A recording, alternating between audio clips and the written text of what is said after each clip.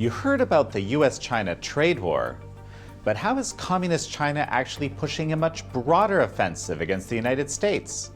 What exactly is the Chinese Communist Party's doctrine of unrestricted warfare? And why did the American intelligence community and military fail to recognize this threat for so long?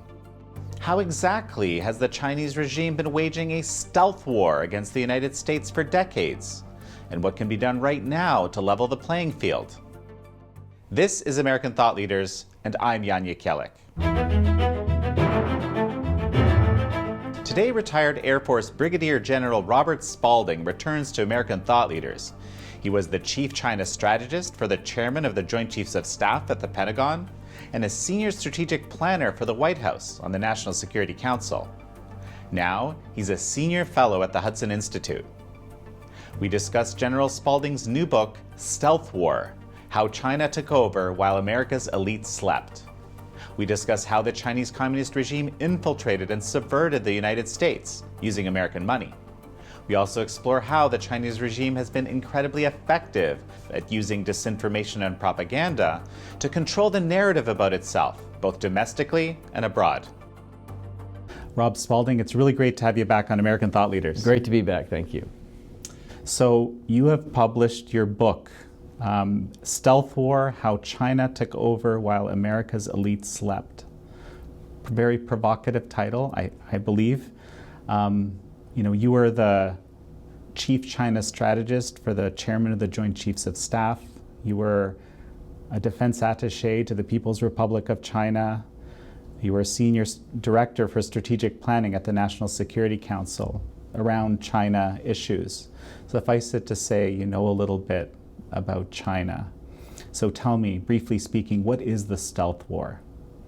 Well, it's a title that's based on my background being as a B-2 pilot, and so we thought it would be interesting to have a play on words, because in a lot of ways, when I first recognized what was going on, it was my experience in the B-2 community that really led me to see some patterns that really emulated the way the United States uses air power to essentially create outcomes that are favorable to national interests. And so I saw these patterns in the economic and financial and informational things that the Chinese Communist Party was doing, much like we would do and have done in other nations when we've had crisis or confrontations.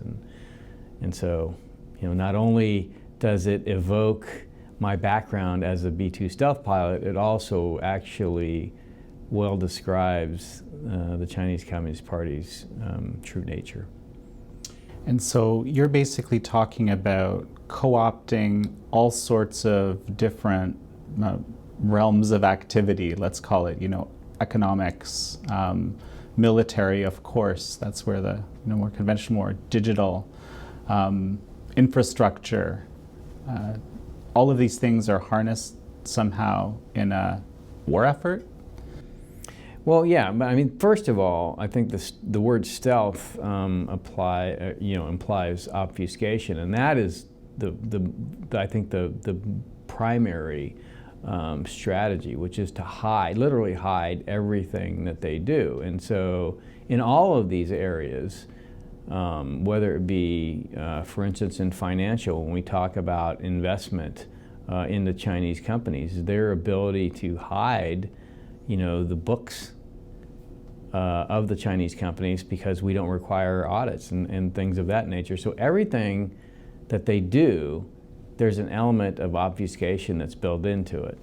Fascinating. I recommend people read your book, Stealth War, because I think it documents in a very, very accessible way a whole range of areas of how the CCP has effectively waged war through economic means, through non-conventional means, by this doctrine, as you describe, that we've reported on extensively as well, of unrestricted warfare.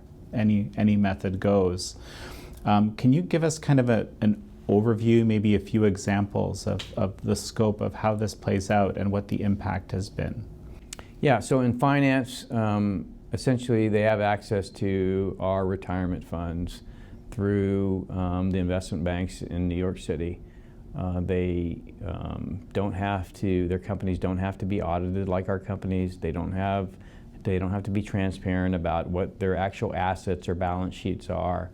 There's no requirement for that. Mostly, all of these are mostly around the reason given is that they're emerging market in a country, and therefore they shouldn't be required to have the same kind of reporting requirements that American companies have. And so they can tap right into our retirement funds, and the retirement fund managers send billions of dollars. So they take billions of dollars, US dollars, and then in an investment, their companies, whether they be their defense companies or their technological companies like Huawei need technology, we have a lot of innovative people here in the United States. They come up with ideas for new technology. Of course, they can't get investment because all that investment is going over to China. So they look around the United States trying to get investment, can't find any. Guess what? The Chinese have money. Why do they have money? Because our investment fund managers are sending money to them. So they take our own money and they come in and they buy these companies that have innovative technology and they take it back to China. And then they produce the technology in China and subsidize that production by, for instance, giving free electricity to the owners of the factory, and it gets shipped over here, and it competes directly with any companies we have here, to the point where they're destroyed, their business is destroyed. So that was finance, trade, investment. Sure, and that's on top of the IP theft. I haven't even covered IP theft. Right. So in IP theft, you have immigration, and so right now we have somewhere the number's around 6 million, I'm guessing, 10-year visa holders here in the United States. Now that's a number that is impossible to know what each one of those people are doing. They're in universities, they're in research labs, they're in corporate America. They're basically, some of them are just tourists. They buy properties here, they buy companies here, they work here, and then they take, some of them take intellectual property back. Now, do they take it back and give it to the MSS? No, they're usually taking it back to give it either to start their own company to get rich, or to give it to another company that they're working for. Of course, all the companies are under the purview of the Chinese Communist Party. So whether you're giving it to the state or giving it to a company, it doesn't really matter. Media. All of the Chinese language media here are controlled by the Chinese Communist Party because somebody owns it, and they're usually getting money from the Communist Party to own that media, because now, of course, now the ones that are outright owned by the state are required to register under FAR. So you've just seen the FAR registrations begin to happen. I'll make a caveat. All but at least one that I'm aware of. All but one. Yeah. That's right. That's right. Politics. So they now that the FAR registrations are happening far more frequently, you can go look at those and see how much money is directly flowing into our political process, into the campaigns, into lobbyists. So now they're getting into politics. And then finally, the internet. You've got WeChat here. You've got Alibaba. You got Tencent. You've got essentially every major tech company in China here. Right. The new one is TikTok. Right. Right. TikTok is a new social media platform. You have none of those platforms over in the United States, so now you have the ability to begin to elicit, Americans' data and everything. So you have you have access to an entire society to take all of the innovation, the technology, the talent, and the capital. Like those four things right there, that's who we are as a people on the economic side and the social side now, because it's become so coherent amongst all of those. What else do you need? You don't need to, have soldiers, parachute into New York City. If you own the capital, the innovation, the technology, and the talent, you've got us. So, something that's really amazing to me is when I learned that of all these companies that are listed on U.S. exchanges, I think I was reading that it's, over $1 trillion of market capitalization of Chinese companies listed on U.S. exchanges. How is it possible that none of these are actually audited? Well, they're audited. They're just audited by Chinese auditors. And then the U.S. auditor doesn't have access to those audits. So your auditor may be EY.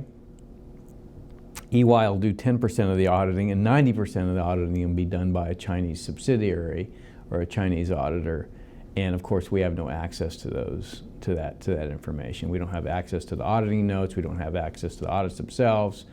And so what Goldman or JP Morgan sends to CalPERS when they're considering, putting $10 billion into Chinese equities is a bunch of 30-page glossies that essentially look like prospectus, but has none of the feel of a true financial audit that a U.S. corporation would actually be subject to. So some of these companies could conceive this is part of the stealth war. Basically American companies like CalPERS, the biggest pension fund in the U.S., investing billions of dollars into companies effectively that could be worth nothing. Absolutely. I mean, if you remember, there's all this problem there, and there's actually a documentary on it, on all of these reverse mergers where these companies were essentially sold to the American people, and they were essentially worthless, and those investors lost all their money. You describe in your book a fascinating case study. There are many case studies, and again, I encourage folks to read your book for the range of them. One of them has to do with the China Communications Construction Company. Sounds like a nice company. It's actually a very giant company doing something very nefarious. I'm wondering if you could just outline that particular case study as a taste of how this works, because I thought that was fascinating. Yeah, in the book we talk about how they were trying to do an IPO in Hong Kong and how it was brought up to the Hong Kong Stock Exchange, and eventually the company withdrew the IPO. So first of all, what does this company do? This company builds things. It builds communication infrastructure, but it also has, curiously enough, it owns a very large dredging unit. And this dredging unit actually built the islands in the South China Sea. The way that the Chinese communication construction company raised money for building islands in the South China Sea is through bond offerings and, as we talk about in the book, an IPO, but the IPO never took place. Nevertheless, the Chinese communication construction company was able to raise money on Western capital markets in order to facilitate building the islands in the South China Sea. And so, as I'm running around the Pentagon saying, okay, maybe our best strategy isn't to, have ships going around doing freedom of navigation operations. Maybe that's not going to prevent the building of these islands. Maybe if we decided not to allow the Chinese communication construction company to take money from our retirement funds to build the islands, that would be a more effective strategy. But of course, people don't think of national security in those terms. And certainly, I think the most egregious thing that you may have seen recently is that the retirement fund, the 401k fund that I, as a military officer, paid into, now in 2020 is going to begin investing in these companies like AVIC, as one example, the largest defense contractor in China. So the retirement fund of the American military professional service members that are guarding this country, their money is going to be taken and given to a potential adversary like AVIC to build weapons that they may have to defend against in some future conflict. This is the most, it's really, it boggles your mind. You can't, it leaves you speechless.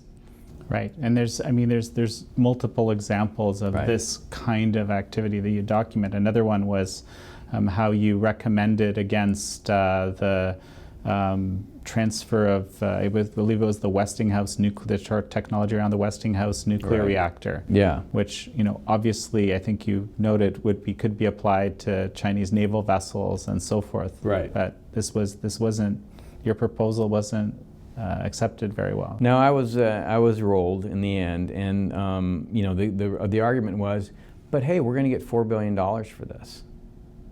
And I said, we're going to get $4 billion, and what's going to happen is the Chinese are going to be back in 20 years when we decide that, oh, maybe we shouldn't have foregone nuclear technology because it actually produces less carbon than other energy technology and less waste. And then they're going to be back building nuclear reactors for us. Right? This is a pattern of nearly everything that's gone on since we've had this close personal relationship with the Chinese Communist Party. Is everything that we used to build, they build for us now. And some of the stuff they build okay, but a lot of the stuff, it either explodes on us or poisons us or our pets or our children, or is other ways unsatisfactory. A good book that really describes this process well is Made in China Poorly. Okay. I highly recommend Made in China Poorly because you begin to understand that the Chinese Communist Party doesn't regulate what goes on within their economy, and this is also in the book. And so essentially, it is a very controlled place when it comes to freedom of speech, freedom of religion, freedom from oppression. But if you're making money and you're killing Americans doing it, that's great. That's like a win-win. So, Rob, you talk about supply chains. I thought this was really fascinating in the book. There's actually F-35 parts that are made in China. This I found this incredibly mind-boggling. At the same time, there's all sorts of U.S. military equipment, components, so forth that essentially has to be sourced there at the moment. That's bizarre to me. Yes, can you imagine World War II if we had to contract with Germany to build the weapons that we needed to fight the Germans? The reason we won World War II was because our arsenal of democracy, our ability to take all of the things that we were manufacturing indigenously in the United States and turn those factories to manufacturing ships and planes and tanks and bombs. We could build the things to protect ourselves. Today, we've completely outsourced that capability. Now, we have some ability to do manufacturing, but not to the level that we could fully build an F-35 from the ground up. Now, that's kind of scary. I mean, when you think about it, our shipbuilding facilities, gone. We have hardly anything compared to what we used to have.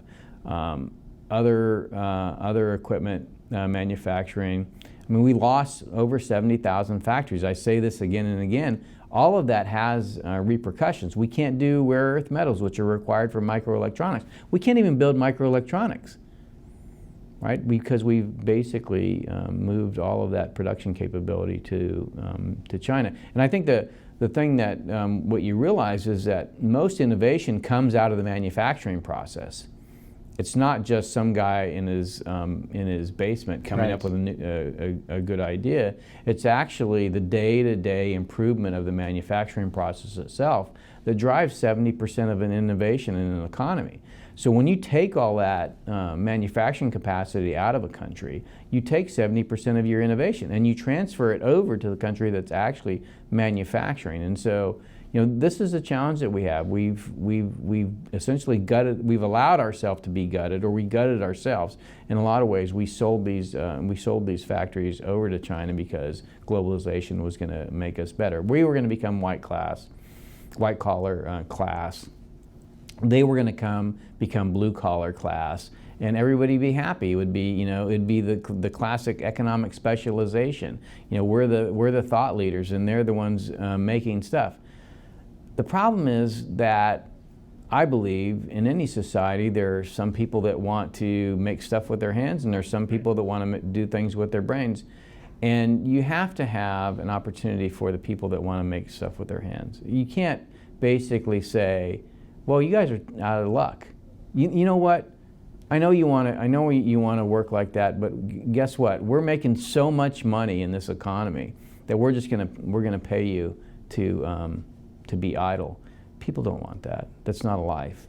And so they took our factories, they took our jobs, they took our health care because all those jobs had health care. They took our retirement because all those jobs had retirement, and then we replaced it with counterfeit, contraband goods and fentanyl. Fascinating.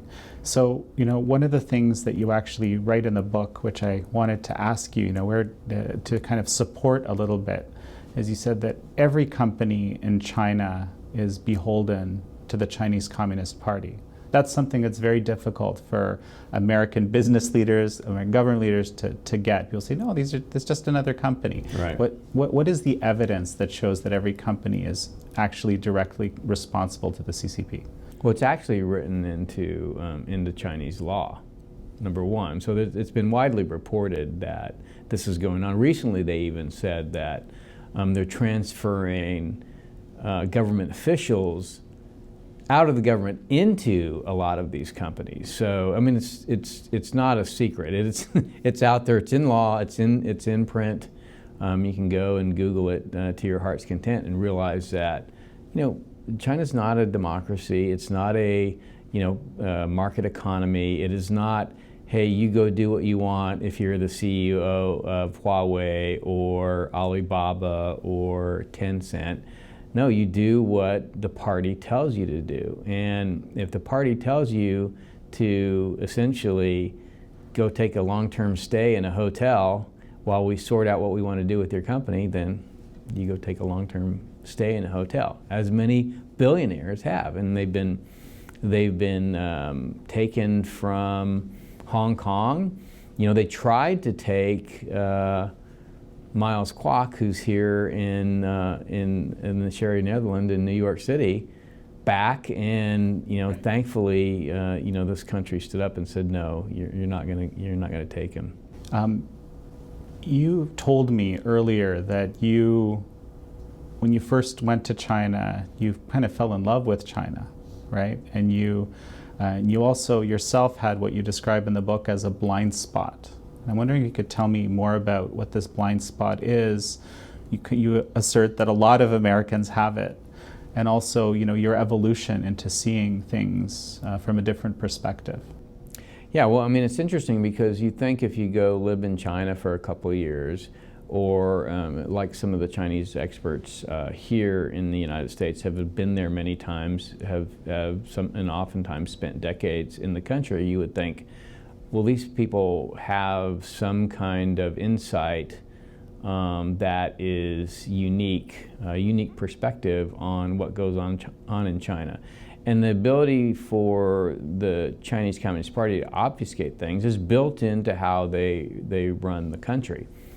The forced indoctrination at all grade levels after the Tiananmen massacre is one example. So I remember being in China in 2002 and talking to friends, colleagues, Chinese friends and colleagues, and hearing over and over and over again how the Chinese people just could not handle democracy. And being an American and being in a foreign country and not wanting to offend and really wanting to understand, I took it as at face value. I never questioned, what about the 20-something million across the street that actually are Chinese and they have democracy? And so in a lot of ways, and if you listen to China scholars here in the U.S., they echo this talking point, and it really is a tremendous ability on the part of the Chinese Communist Party to take the narrative about China and the Chinese people and create a narrative that even the Chinese people begin to adopt and then sell as their own. That was I think the thing that really convinced me before, when I would say I was blinded. It was the people telling me over and over again that they could not be trusted with democracy, almost like, and I would think at the time, if I was saying something like that, that would be incredibly racist. Like, you don't have the capacity to understand democracy and actually adopt freedoms which we believe to be a universal human right. But it is a testament to how effective the Chinese Communist Party is at not only bamboozling us, but bamboozling the Chinese people. And it really is, really tells you about the power of censorship. When I would talk to Chinese people that had access to literature that was outside the bounds of what the Chinese Communist Party felt was admissible for them to read, it was something that was, it expanded their view of the world. Mm-hmm. And if you talk to Chinese people on the street today, the way the education system goes, and the way the censorship goes, and the way that all media and the internet is controlled, what you find is you have very stultifying conversations that don't, that don't evoke a broadness or breadth of what human existence is. It's very narrow, and it's usually confined around, how much do you make, and how much rent do you pay, and things that are very basic. But when you start going beyond that to politics or economics or things that may be more controversial, there's literally your conversation stops. I remember talking to a teacher, one of my language teachers when I was there the last time in Beijing, asking her about the Lianghui, the parliamentary exercise that they were going through at the time. And obviously I'd read about it in the news, and I wanted to learn more about how it was going. And she had graduated from college and was probably in her 30s, early 30s, and she's like, I have no idea.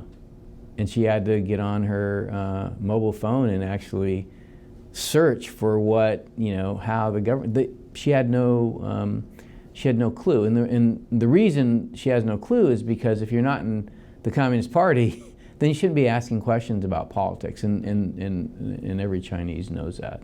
So this was one of the things you mentioned in the book also, that there's, one of these four basic let's say freedoms, right, that Roosevelt enshrined with the Atlantic Charter and so forth, is freedom from fear, right?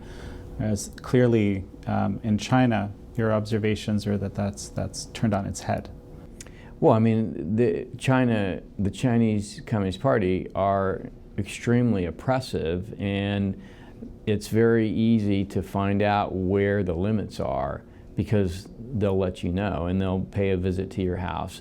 I think when people think about China, one of the things that's not visible to people like me that go there and live is the People's Armed Police and the Ministry of State Security. I mean, these are very effective at controlling the Chinese people, but the rest of us, I mean, you may see them now, you see them a lot more now, quite frankly, than you did back in 2002 to 2004. You'll see them posted with weapons, sometimes around the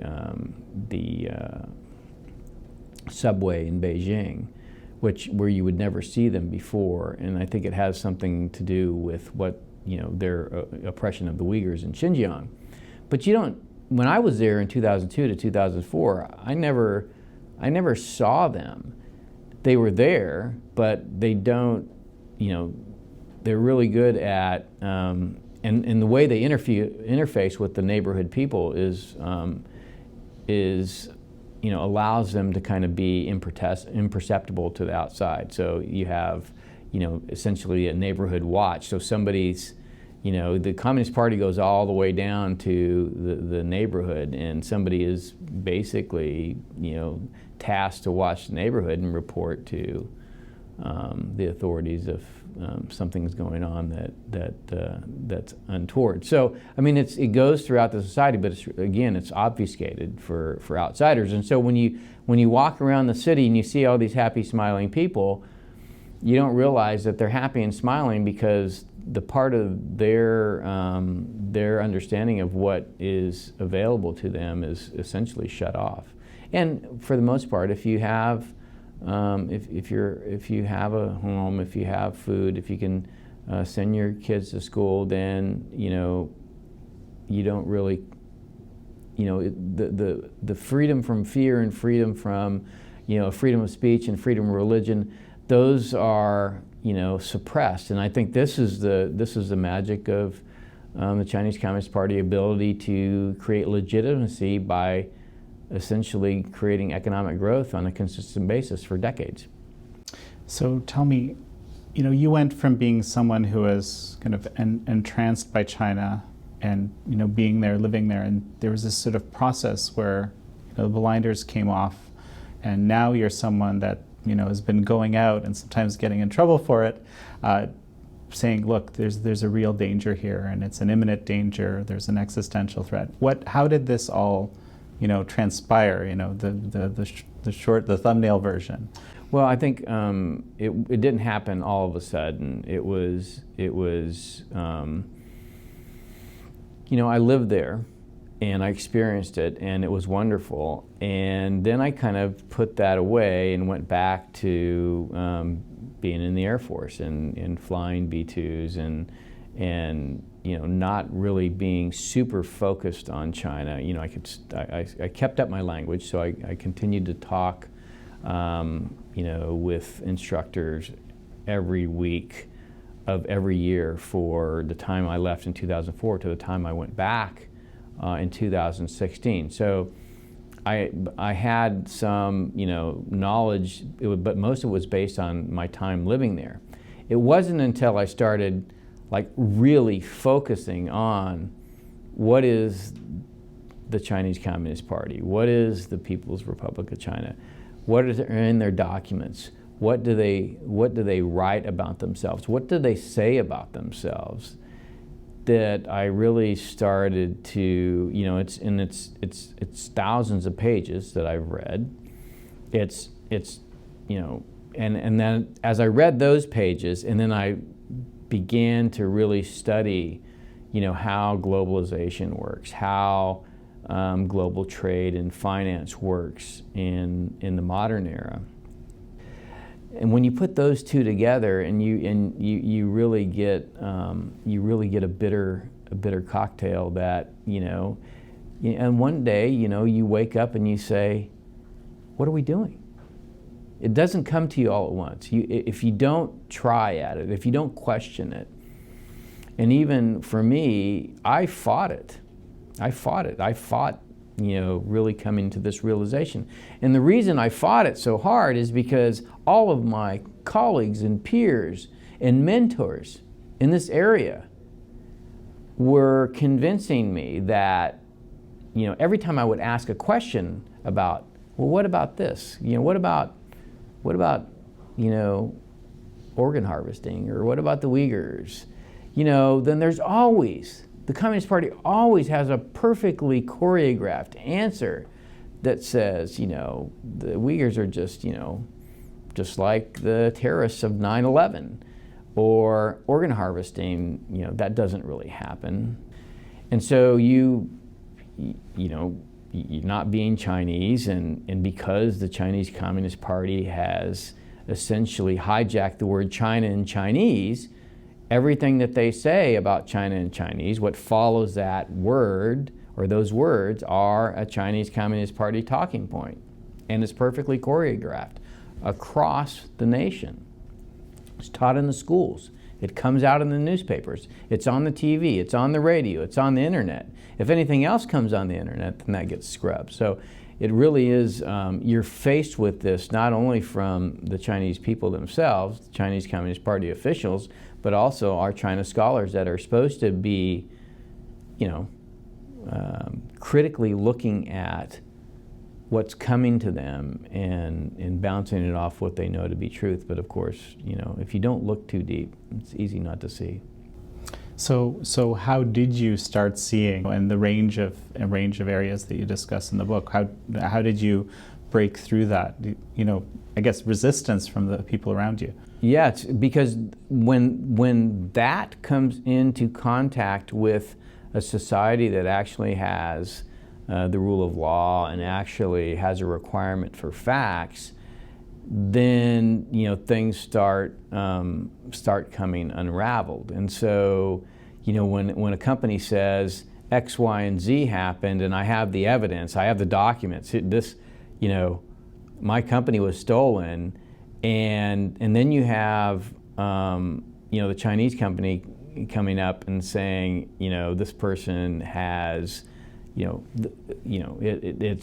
they've committed crimes, personally committed crimes, and they essentially take you to court for things that are essentially completely concocted out of thin air. And you see this pattern over and over and over again where we have this sense of fair play and truth and honesty, and even if that doesn't exist, we have courts that actually require you to, in a deposition, give up documents and speak the truth. And then when you go to the Chinese company and they're like, well, we can't give that as a state secret, you begin to realize that there's something going on. And so again, you realize that there's something's hidden. Why is it hidden? And then when you press on it, not only is there is no information forthcoming, it becomes a more aggressive posture. Right? You can't just. They expect you to take the explanation and stop asking. When you keep asking, then aggression starts to rise, and this happens all the time. Then you're hurting the feelings of the Chinese people. The 1.4 people. billion Chinese people. Right. To keep talking. But you cannot get facts. That's the beauty of their system. Unless you have and this happened during in the aftermath of the Tiananmen massacre, where you had a number of the internal deliberations of the Communist Party that were leaked, that were basically taken out of Zhongnanhai and translated. And that's, the Tiananmen Papers, or document number 9. When you see these things come out and they're translated and you can look at them and say, you get a glimpse of it, but for the most part, what I say in the book is, in the preface to the book, is here in the United States, if you want to know what I did on the National Security Council or what I did in the Joint Staff, the Pentagon, you can go FOIA the records. And our system says you, as an American citizen, have a right to see that information. Right. So there's nothing you can hide. I mean, there are certain secrets that you have to wait a certain amount of time to be able to see, and some you may never see. But the vast amount of knowledge that our government creates is available to the American people, of course, because it's a government of the people, for the people, and by the people. But there, you get none of it, absolutely none of it. So, you've actually, you made me think of a quote. I just pulled it up here. You said, CCP are professional liars and have had exquisite training. So essentially you're saying when you're talking to Chinese officials or Chinese corporate people, you can't take anything at face value? Nothing. Not a single thing. They are impeccably trained, and they have training where these questions will be asked to them, and they'll have to respond with a response that actually shows that they understand the question, and the answer is perfectly canned to come up with a perfectly plausible explanation that really bears nothing to the truth.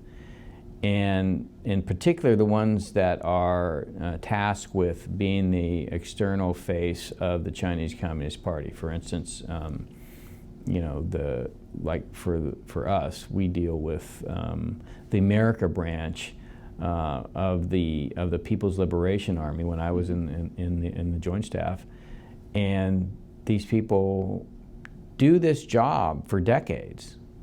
They speak impeccable English.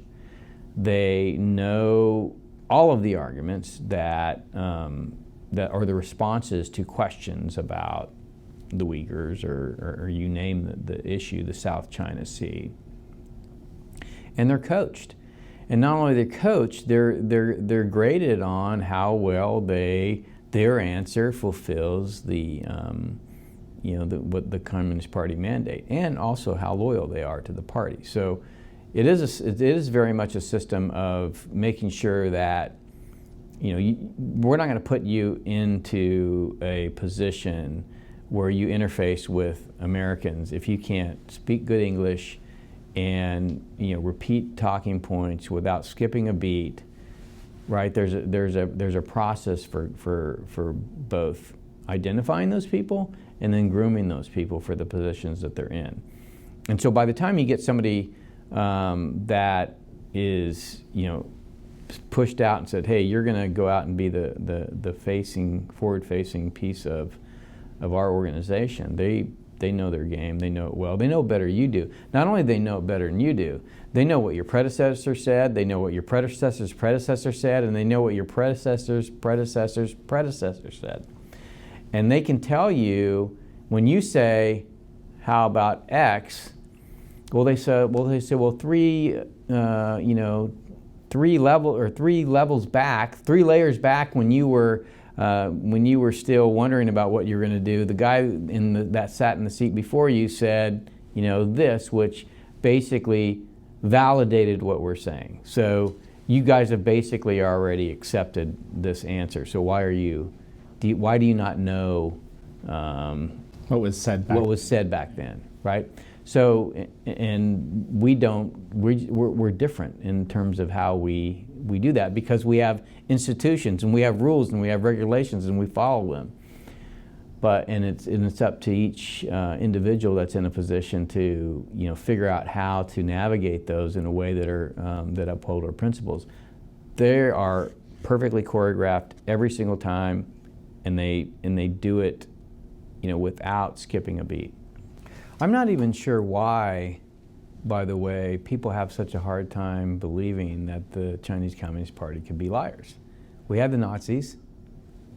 They never admitted to what they were doing during World War II. We had the Soviet Union under Stalin. There was not a lot of, hey, we're going to be very forthcoming and open about what we're doing.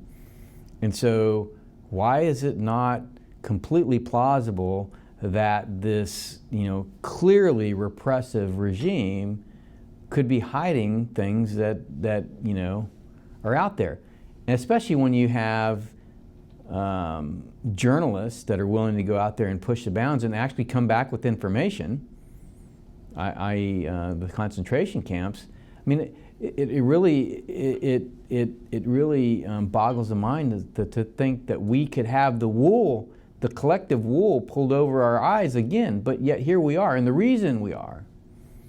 true reason we are, is because of people that were supposed to be the guardians of our future, the guardians of our freedom, the elite, right? Of our financial community, of our corporate community, of our academia, of our politics. The elite were basically bought off. They were bought off. And surely, I think, and you talk about this in the book, there's definitely a greed motivator, as you've described, right? It's not always direct, here, take this money, but it's, hey, look at all this great investment. Just don't talk about X, Y, Z, right? It's that kind of thing. No, you can talk about it, but hey, let's go up to my apartment and, I'll pour you a glass of wine and we'll just sit there and you can tell me about how, terrible we are in China, and I'll try to convince you that, we have 1.4 billion people. Do you know how hard it is to control 1.4 billion people? That, if we just let them do whatever they wanted, it would be chaos. So we have a lot of problems. We have a lot of poor people that we need to take care of, right? What about the poor people? Look, we've raised all these people out of poverty. So if you get hurt in the process, that's it, it's all about the collective good. Why are you not realizing all the good that we're doing? Yeah, okay, maybe we have.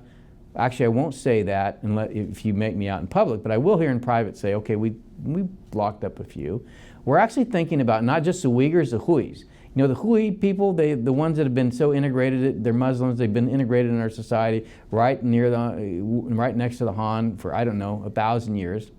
I may be a long period, but they may be problems too. So we're gonna start locking up a few of those. Why do you have a problem? You went after the terrorists of 9/11, right? We're just doing the same thing. So they're very good at basically putting you on your heels as an American, and you say, okay, well, I guess it's their country. They can have it the way they want it. But it's not the Chinese people that's talking to you. It's not the 1.4 billion. It's the 80 million, and even of the 80 million, it's about 10 families that control the whole thing. So for their own benefit, their kids come over here. They go to Harvard. They have billions of dollars stashed all around the world. They have reportedly have at least one of the leaders has 1,000 units, apartment units in New York City. This is a regime that has essentially done all these things, yet because they are scratching our back, if you will, then we're willing to look the other way. So Rob, today there were reports in the media that the administration is thinking about limiting access to capital to China, and it's very interesting.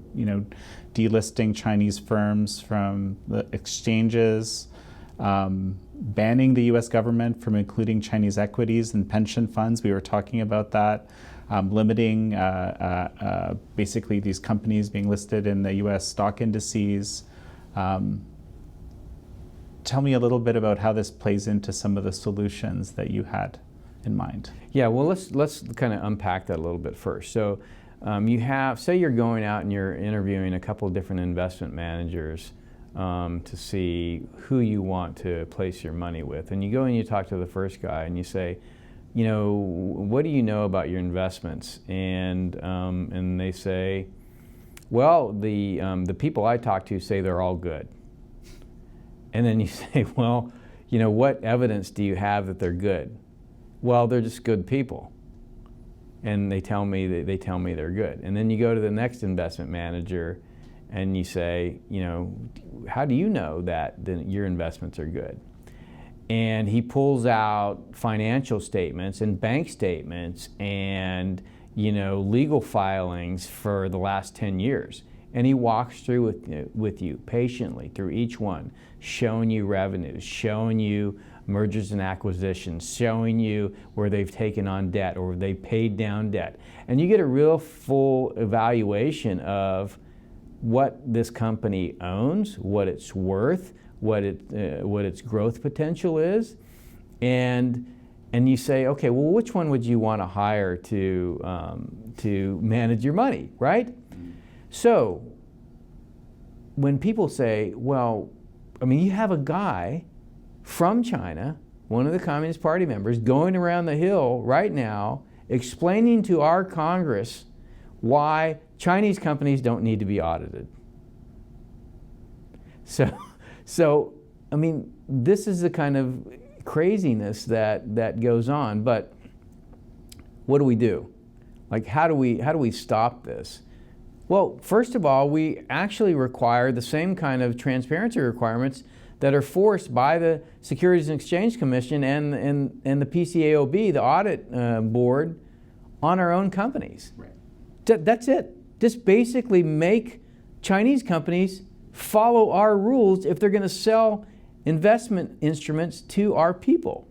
This is an obligation of our government to protect our people's investments. And that's the way you do it, is you make them have, and of course, the Chinese Communist Party is not going to allow that, because audits of state companies or any company in China is a state secret, according to their national security law.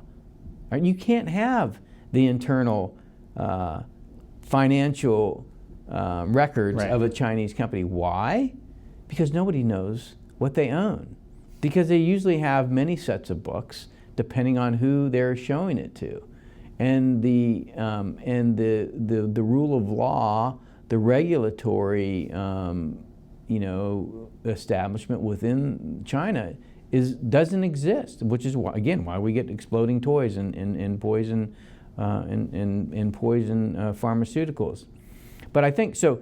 I actually had a meeting today with a good friend of mine that we've worked in the bureaucracy for a long time countering this. And so I just wanted to get hey, tell me how things are going, right? Because if you look at kind of the playbook, it is, educate and advocate, begin to defend ourselves, and then be more proactive, invest in our country, invest in our people. And so the status report is, okay, there's a lot of understanding in DC, in the bureaucracy. There's been plenty of education and advocacy. Everybody understands the Chinese Communist Party we've got problems. Now everybody is trying to figure out how they create policies to defend the American people in these areas, which is why that conversation is happening about how do we cut off our investment funds going over to China. The third one that's not happening, that absolutely must happen, is that we have to invest in our own people, and that's what the book's really about. It's about, we've raised the awareness, we've put back in the values and principles into our foreign policy about human rights and civil liberties and rule of law. And we've started to defend against globalization, but there's still a lot to do. Infrastructure is $5 trillion in arrears. We haven't invested in infrastructure since the end of the Cold War. We built the Eisenhower National Highway System during the Cold War, and now it's falling apart. And that needs to happen. Industrial base, the 70,000 factories that went away, the fact that we can't build an F-35 or produce rare earth minerals for microelectronic manufacturing, or do microelectronic manufacturing, or any of the other things that we need to both protect ourselves but also to provide jobs, and which come with health benefits and retirement benefits for the American people. And then research and development. We stopped spending money on research and development. Basic science research, almost completely. We spend about less than 0.7% of GDP on basic science research, where during the Cold War we were spending 2% of GDP. And then finally, STEM education. My son just recently graduated from a university where he was the only American kid in a STEM degree to graduate with honors. Every single one of the other kids that graduated with honors in his class in that category was from China. So we have 152,000 Chinese students paying full bore in our STEM degree programs, and we have all of these American students that would love to go to school if they had the money to do so. And they weren't going to end up, at the end owing $500,000. And if you just take, a fraction of the money that's going in Afghanistan and Iraq, or the $800 billion that's going into the Defense Department to buy all these things that actually are mostly or partially made in China. So think about that. Our $800 billion is supposed to protect ourselves, actually go to support the industrial base of China.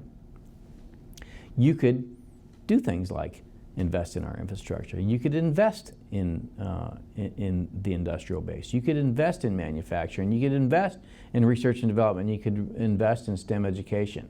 We have all the means that we need as a people to have a thriving society where people are taken care of, where they have jobs, where they have health care, where they have retirement. And the answer is not, give the money to all the people that are making money from China and allow them, then China, to export things that are very cheap and usually of low quality to us, and then pay our people that used to work to produce those things so they have a little bit of money at the end of the month to go to Walmart and buy something. That's not the answer, and really the book talks about. And it's not a political book. It's just this is how economics works in the modern era. It is really about putting people back to work using what we used to have in this country and just a little bit of industrial policy. No, it's fascinating. I mean, basically, as you were just talking, it occurred to me, and basically the Chinese Communist Party has weaponized the entire society, essentially, to work for its own benefit, so to speak. Yeah, to paraphrase a senior defense official, when I first gave this briefing to him, let's see, it would have been 4 years ago now. He said, oh my God, they've operationalized globalization. The way we would operationalize warfare, they've operationalized globalization, and they absolutely have. And your solution is to kind of go back to first principles, basically, both ideologically, industrially, and manufacturing, and so forth. It seems in some ways simple, and in some ways so different from where we're at today. Is this realistic? I think it is, but what it does is it requires people to realize that for any society, the first principle is to take care of the people of that society. And there's been this belief that openness was the key to our survival as a democracy. In actuality, it's really getting back to having a focus on the American people first, and then having that same focus be turned towards other, what I would say, cooperating democracies. We have a lot of democracies in Europe, but a lot of them, seek to essentially have this close personal relationship with the Chinese Communist Party. And so what we're saying is, well, you're going to have to make a choice here.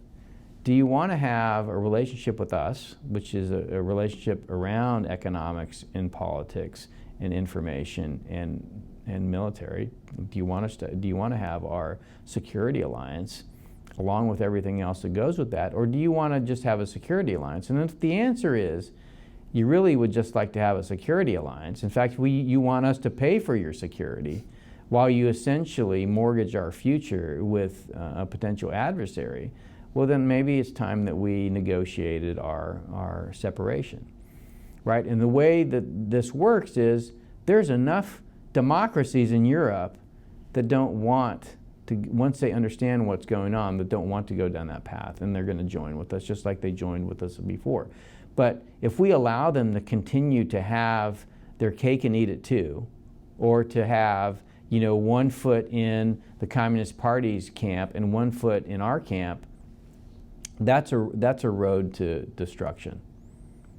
And there's something that you mentioned in the book, which I also found really fascinating. You're basically equate the success of this Chinese Communist Party model against America to, in the end, kind of an end of liberty, right, for America. And I think, arguably extending beyond that, to seeing as the China sees the U.S. as this primary adversary and sees its value system as a threat. Yes.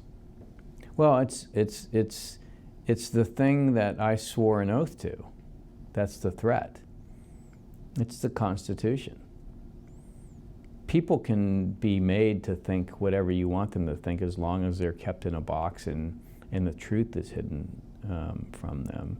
The way our society exists, we have a set of guiding principles that, point true north for the American people. And then we have an entire government that's surrounded around, that is basically intent upon protecting that Constitution as the guiding light for our society. And what the Communist Party would want us to do is essentially abandon those. Abandon them in the sake of expediency, and in fact there's many people that here in the United States that would call for that. We could be a much better society if we could just move with the speed and determination of the Chinese Communist Party and we didn't have all these messy, politics of a democracy.